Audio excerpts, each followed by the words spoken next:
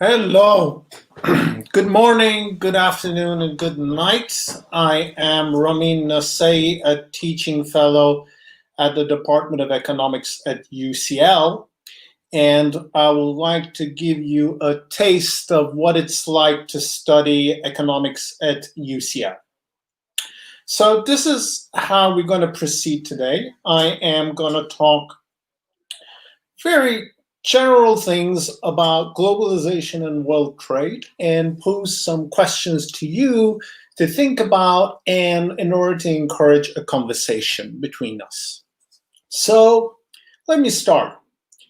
The, the title of my talk is The End of Globalization, but let's go backward and focus on what has happened in the past 4 decades.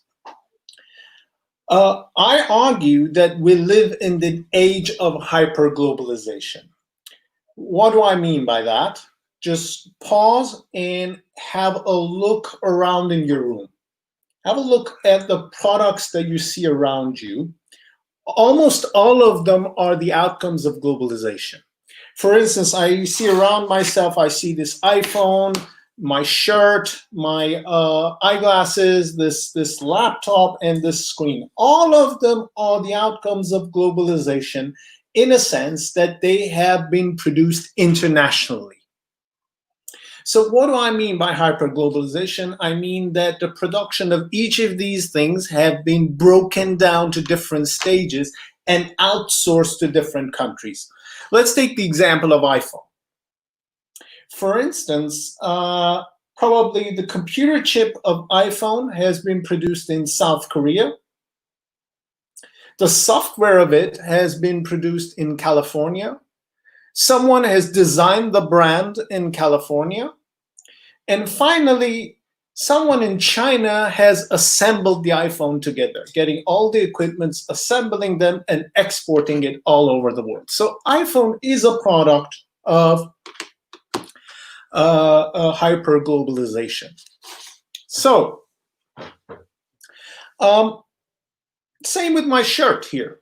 The cotton of it has been probably produced in India. That cotton has been exported to Bangladesh, turned into a cloth, and someone has produced this in Bangladesh and then exported back to probably Zara or Gap in London and marketed there and sold to me. So in that sense, we are living in a highly integrated world, and I challenge you to look at around your room and find a single product that has not been produced internationally, that has been produced within one single country. I challenge you. So let's look at this trend that I talked about, this trend of integration among countries in the past 4 decades. One of the good indicators of globalization or integration between economies is the rise in the value of world trade.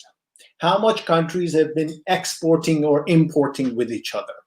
Now let's look at the value of world trade in the past 4 decades. Now let me jump to my chart and let's focus on this chart. This chart shows you the increase in the value of trade happening at the global level. All the imports and exports between countries in the past 4 decades, since 1980s, roughly the time that I was born. If we consider the value of world trade as 100 in the year 1980, we have increased the world of globalization, export and trade to 500, an increase of 5-fold in the global trade in the past 4 decades within my lifetime. Now, a question to you. So we witnessed a massive expansion in world trade in the past 4 decades. That's the question.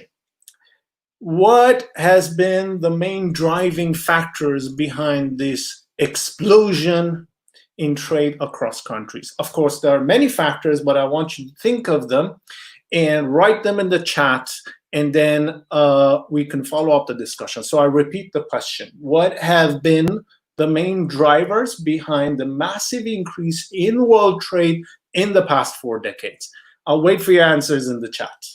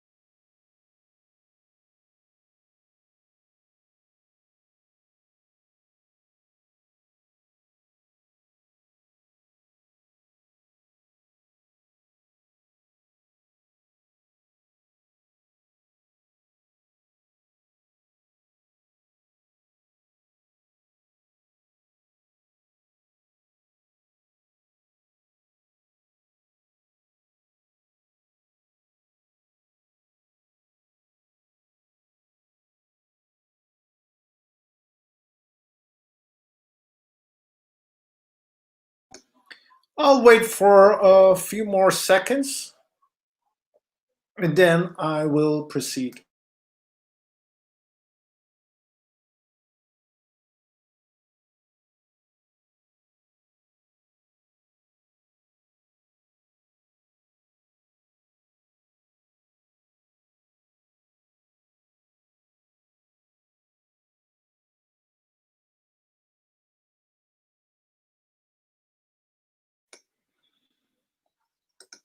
Okay, very good answers. Already impressed. Thank you. So, Ellie mentioned technology, very good. And then uh, Jibril, yes, I hope I'm pronouncing it right, have says improvements in logistic such as containerization. Spot on. I'm very impressed. One of the big improvements, one of the main technological improvements in the past 4 decades had been the inventor of containers. So, exactly, very impressed. So, the container box, these boxes that you always see in the news, whenever someone is talking about the economy going up or down, you see these containers in a port, and that has been one of the main improvements in transportation costs. The containerization have dramatically reduced the cost of trading between countries. So that's one technological factor that's very important. However, people talked about more political factors. For instance, Tom talked about trade liberalization. Trade liberalization is a deliberate decision made by a politician. So it's a deliberate political choice made to remove trade barriers. It's completely different from technological improvements. Technological improvement is more bottom up. Trade liberalization is top down. So very good, Tom. So far we had containers, box transportation, and then a deliberate decision to liberalize trade. Very good. We had other answers as well. Aha, I was waiting for this one. One technological factor that we missed, but later on was mentioned, was the advent of internet. That's very important. You might ask what internet has got to do with trade, right? But think about this. So if Apple wants to really outsource different parts of iPhone production to different countries, it needs to coordinate them. So a headquarter needs to coordinate all these global supply chains. And for that, you need internet. Without internet, we wouldn't have this global production chain. So very impressed. Thank you. So far, if you want to summarize the factors, two technological factors, the advent of container box, and the other one, the internet. The internet was the other factor that was mentioned. All of these helped facilitate the rise of global value chains. And third, as Tom mentioned, a political factor, a deliberate decision to remove all the trade barriers. And here, if you look at my slides, let me go back to my slides for a second. I summarized all these factors. Summarize all these factors with icons. The first one is a container box, the Wi-Fi sign is for internet, and the open door is a deliberate decision, a political decision to liberalize trade. Very good. Very good. Now, let's focus on the next stage. This process, political decisions made to liberalize trade. Let me show you my next chart and pose the following question to you. First of all, thank you for your comments. Already impressed. Thank you. Thank you. Now, let's focus on the trade liberalization. That means a deliberate decision for countries to remove the trade barriers. This chart shows you, just focus on the title here, a unilateral tariff reduction by developing countries, right? So this means, what do I mean by unilateral? That means nobody has forced you to reduce your tariff rates. What is a tariff rate? Tariff rate is a barrier to imports. For instance, let's take the example of 50%. If your tariff rate is 50%, if you want to improve something that costs £100, you have to pay £50 in tariffs. If something costs £100, you have to pay £50 in tariffs. So that's the tariff rate. We see in the past 4 decades a unilateral reduction in tariff rates. That means countries, without any force, explicit force, decided to reduce their tariff rates, decided to remove the barriers of trade. Why do you think that was the case? Why countries unilaterally reduce their tariff rates? Please, waiting for your answers in the chat. I would be impressed if someone can answer this.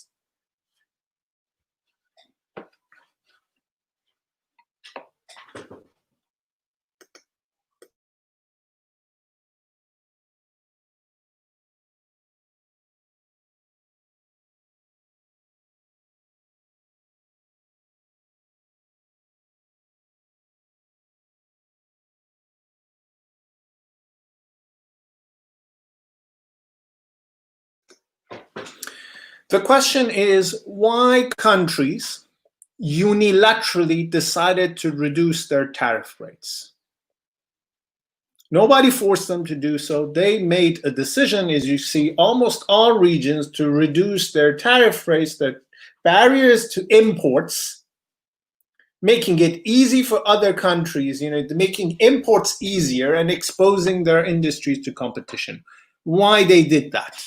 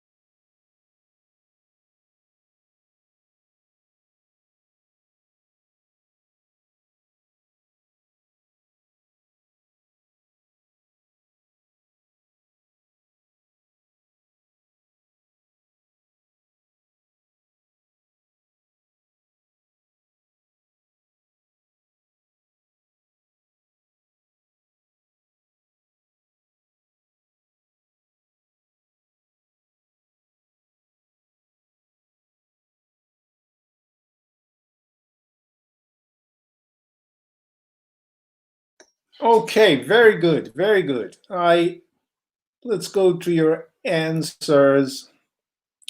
First of all, Anne-Marie, very good point. It might be in the fear of retaliation, right? If you don't open up, others wouldn't open up, so you cannot export your product. Very good.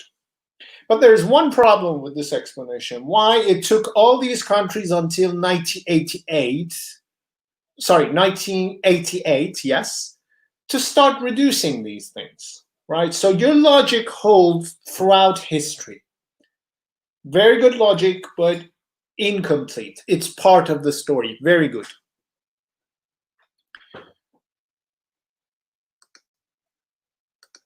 Clodagh mentioned maybe is the change of ideas. People, politicians suddenly decide to say, that we should all become more open to trade so that everyone becomes richer. This is very good. Haruka, yes, competition makes better products in the long term. Yes, countries exposing their own firms to competition so that in the long term, competition makes you stronger. Very good. This one is we are getting close with this answer. Yeah. Reduce price of imports to benefit consumers. We're getting very close here. So all of your explanations have been spot on. but it's incomplete. I'm putting all the pieces together. But there's one final piece, and this comment gets very close to it. Very good, very good. So I give you a few more seconds to think about this. So we already had fear of retaliation, exposing your economy to competition, very good, and reducing the price of imports. That's very good. I'll stop here. I'll wait for more answers. I would be impressed. We just need one little step so that we get the final answer. So I'll be back.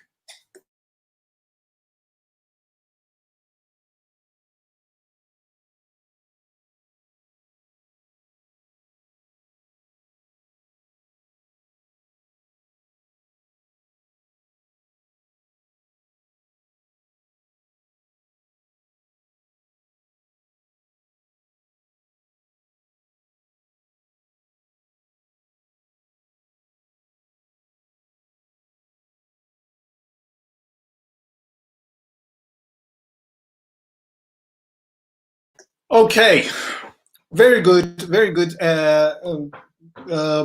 points by Anne-Marie and the rest, and Haruka, very good. So we had fear of retaliation so far, competition makes better products, and finally, reducing the price of imports. Now, let me give you one final thing that complements all these answers. And it's very close to this comment, as I mentioned. Now, let's think about this. Whenever you see tariff rates, everybody thinks about tariff rates on consumer goods. But what about tariff rates on intermediate goods? Think about China. If China wants to assemble iPhones, the first step is you need to import the components. You need to import the components. So you need to reduce the tariff rates for the intermediate goods. So the intermediate good, all the components in here come, you assemble them together and you export them. So that's the main thing. With the rise of production change, with the rise of outsourcing, if you want to be part of this global value chain, if you want to produce shirts, you have to reduce your tariff rates for the import of cotton. Right? Otherwise, you wouldn't become part of the global value chain. So that is the main essence here. Countries unilaterally reducing the tariff rates because they want to join the global production chain. So if I want to, let me come back, hello. If you want to complement these answers, I would say reduce the import prices for intermediate goods. Reduce the price of intermediate goods so that you can assemble them together and export. Very good, very good. So, very impressed. Thank you. Let me just pose one final thing. I have 5 more minutes. Let me pose this question to you. I'll be quick. Now, we talked about globalization really taking off in the past 4 decades. Now let's talk about the main winners and losers of globalization. Let's think about 5 characters. Who were the main winners? Who benefit the most? Who experienced the highest rate of income? Who experienced the decline? I introduce you 5 characters and I want you to have a vote. Let me remove this comment. So the first character. The first character is a farmer in Kenya. Has this person a main winner of globalization or loser? Has this person experienced a massive increase in income in the past 4 decades, or a stagnant income, or maybe a reduction? So first character is farmer in Kenya. The second character is low-skilled worker in China, probably assembling iPhone. The next character is a high-skilled worker in India, producing softwares. And fourth character is a low-skilled worker in the US, probably assembling cars in Detroit, for instance. And our fifth character is a high-skilled worker in a rich country, let's say US. A person, a trader for Goldman Sachs, or a software designer for Google. Now, the question, I want you to pick one person out of these as the main winner of globalization in the past 4 decades, the person who has experienced the highest rate of income growth in the past 4 decades. Who has experienced the highest rate of income growth in the past 4 decades? I'm waiting for your answer.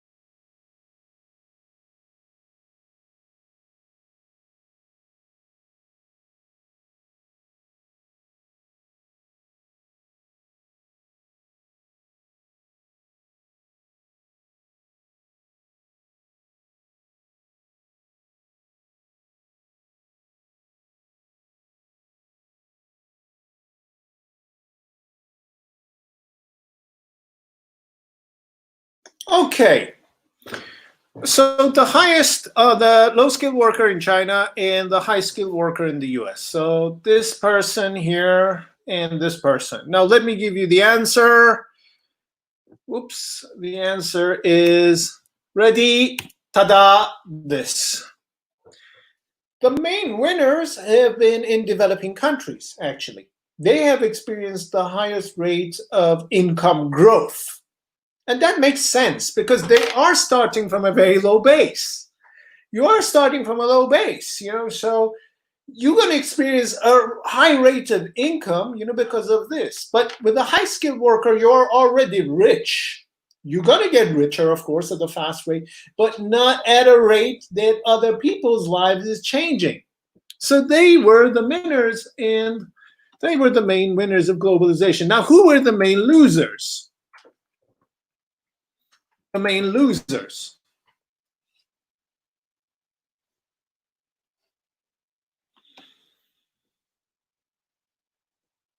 I'm waiting for your answer about, we identified the winners, now the losers.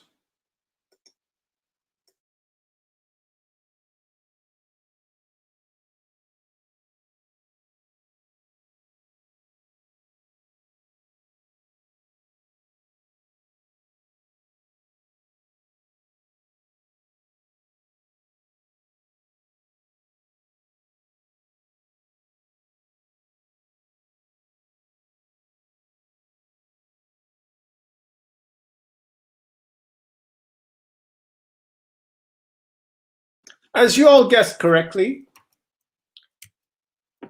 the losers are, again, farmer in Kenya and low-skilled worker in the US. We all know the low-skilled worker in the US, why that person is a loser. But why the farmer in Kenya is a loser? That's interesting. Anyone with an explanation why a farmer in Kenya has been the main loser? One of the main losers. So we all know the story of low-skilled worker in the US. That person, probably in Detroit, was working in a Ford factory, now gets outcompeted by a person in a developing country. What's the story with farmer in Kenya? That I'll leave you to think about. I need to wrap up. So the famous elephant chart shows you the winners and the losers of globalization. On the y-axis, we have the cumulative gain in income, cumulative increase in income. And on the x-axis, you have your place in the world distribution. So Kenya's poor, the farmer was already among the poor. They experienced one of the lowest increases in income. Something to think about. Why? And then the highest increase in income goes in the middle with a slow-skilled worker in China and a high-skilled worker in India. They experience about 80% of growth in their income. It's a massive growth. And finally, a little bit lower than them, around 50-60%, is the high-skilled worker in the US, the famous elephant chart. Now, this is probably one of the most important charts. If you want to understand what's happening in our world today, right, we need to focus on the people who have been the losers of globalization, and that chart really helps us. And on that note, I am going to thank you to join me for this taster session, and thank you for your marvelous interactions. Very impressed. Thank you. Thank you, Anne-Marie. Thank you, Tom. Thank you, Haruka, and all others who commented. So thank you, and I hope to see you soon in UCL. Thank you. Take care. Enjoy the rest of the open day.